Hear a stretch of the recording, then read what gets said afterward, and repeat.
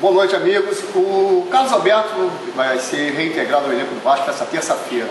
Vocês acham bom?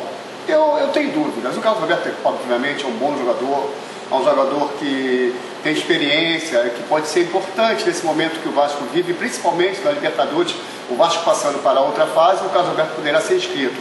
E além do mais, ele recebe R$290 mil por mês, é um dinheiro que o Vasco está pagando para um jogador que está encostado, né? Então é um patrimônio que está sendo desvalorizado.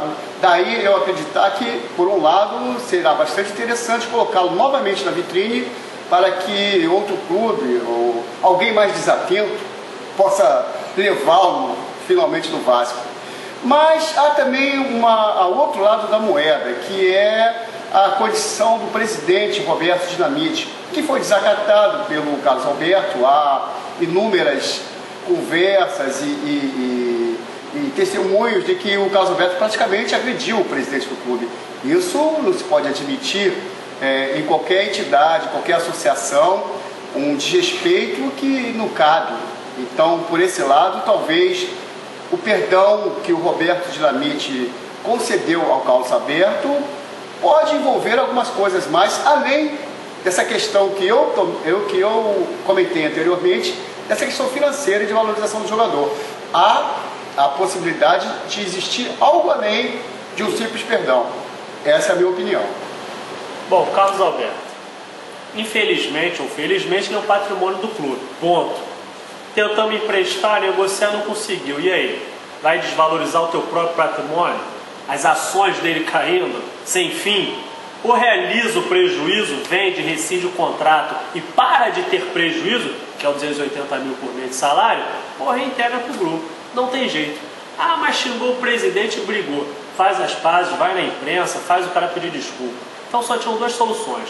Realizar o prejuízo, encarar ele como uma ação, ou seja, vender ou rescindir o contrato ao preço que fosse, para parar de pagar aquele salário, para ele ficar dando voltinha no campo, né? Realizar o prejuízo, ou reintegrar no grupo. Vai que ele entra em alguns jogos, vai ser um Bernardo da vida, nada de braçadeira de capitão ou camisa 19, mais um, é um chaparro ali no grupo. Porra, entrou bem, no final do ano vende pro Catar, pro Japão, pra China.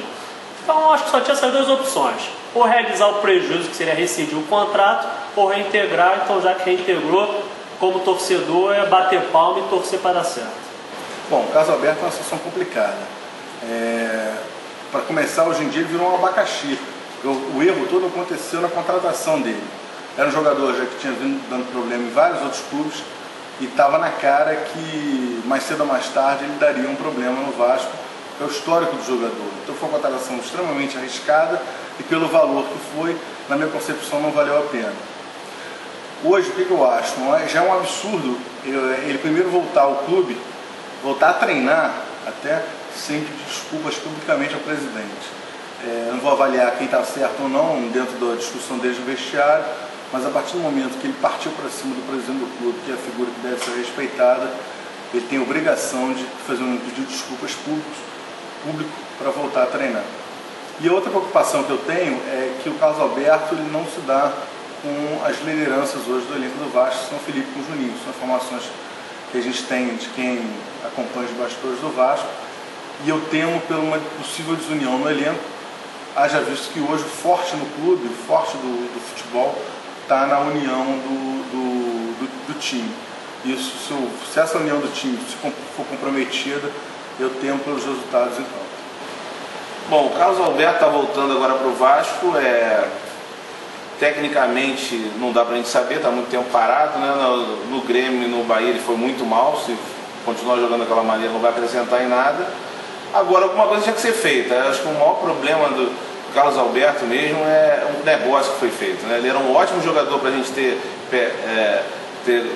contratado ele por empréstimo, e era péssimo para a gente comprar. E a gente foi lá e fez um mau negócio de comprar, comprovando que essa diretoria que estava aí não entende nada de futebol.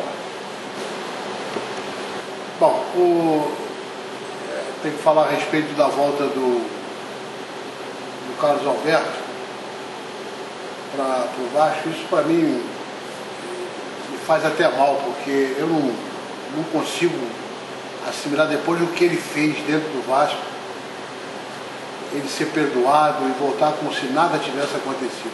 Isso é uma vergonha do senhor Roberto Dinamite aceitar esse rapaz de volta no Vasco. Vai acabar eliminando o bom ambiente que pelo menos no futebol ainda tem, que já está quase um ano com o ambiente, mas ele vai minar esse bom momento e depois quem vai pagar vai ser o próprio time. Eu por mim não reincorporava ele nunca mais, era melhor emprestar ele de graça, mas para mim foi uma grande decepção. Eu realmente não vejo nenhum futuro nessa, só se tiver alguma coisa por trás disso para movimentar ele para vender depois ou para emprestar, mas isso para mim é um caso perdido, eu nem comento mais isso. Boa noite, senhores.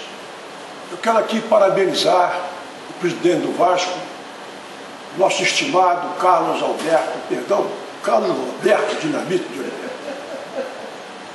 O Roberto tomou uma atitude que já era esperada por mim, que eu conheço bem. Deu verdadeira bofetada no rosto dos seus detratores. Aqueles que diziam que o Roberto não tem pulso, mostrou hoje que tem. Declarou alto e bom som: Carlos Alberto não vai usar a camisa 19. Isso é mostrar pulso, isso é mostrar firmeza, coisa que muita gente achava que ele não tinha. Mas o curioso disso tudo é o seguinte: esse jogador teve uma discussão com o nosso presidente no vestiário, coisa que nunca ninguém soube de fato o que aconteceu, e foi afastado do elenco. Agora vem a parte melhor.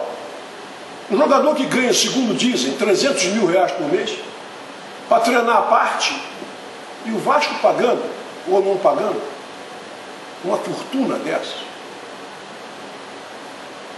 É inadmissível que o jurídico do Vasco assessorasse o presidente para tomar uma outra atitude.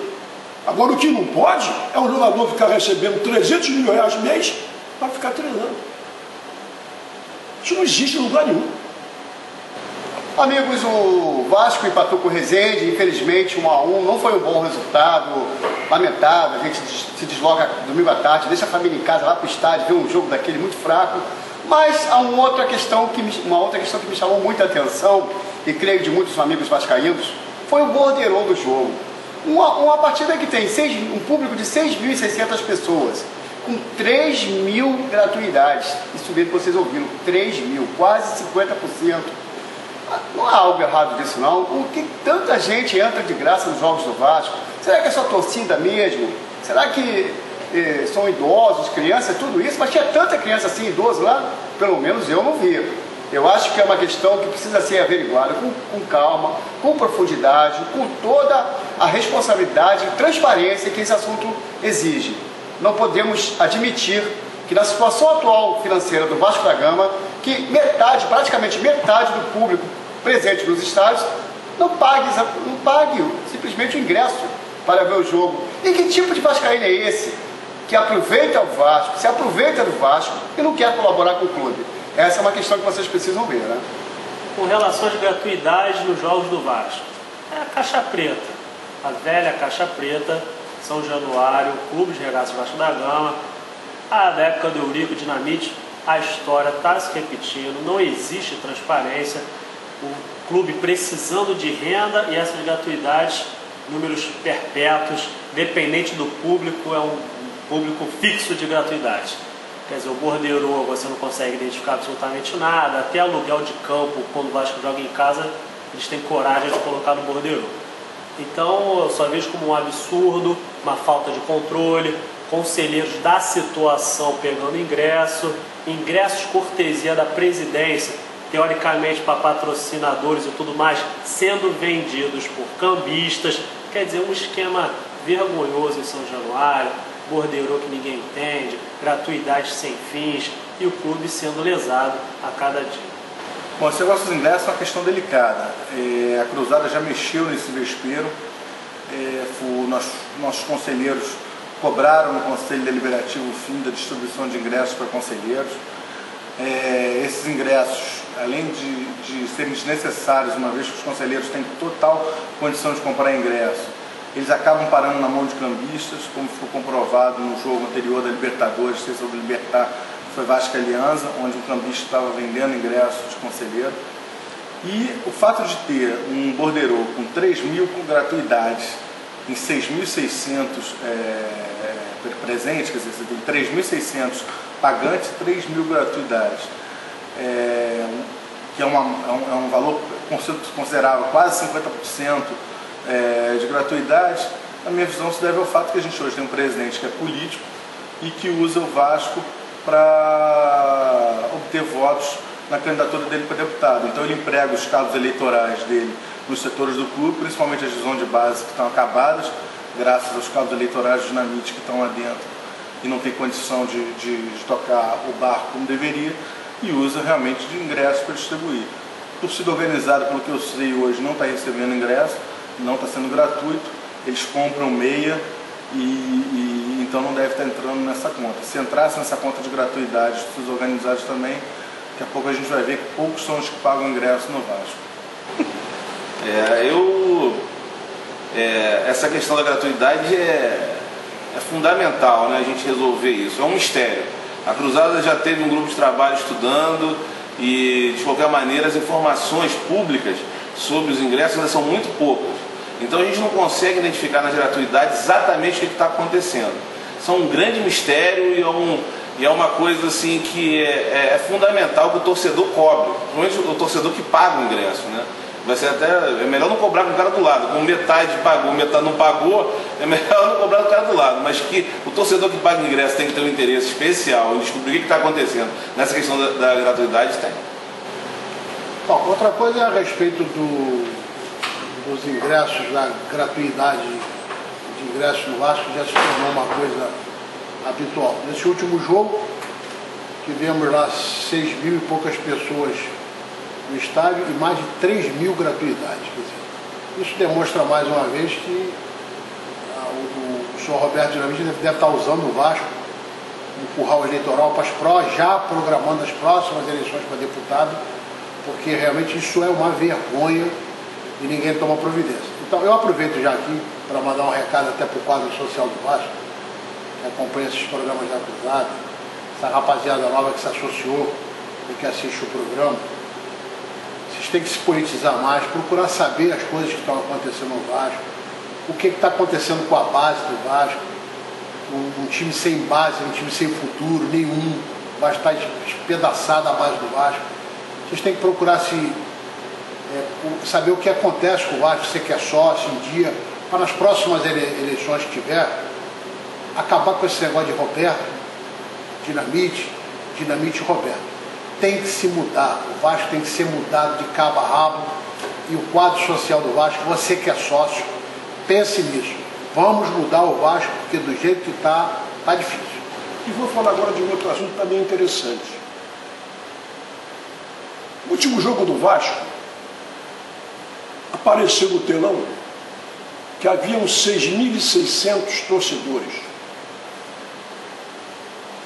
6.600 torcedores. 3.000 eram de gratuidade.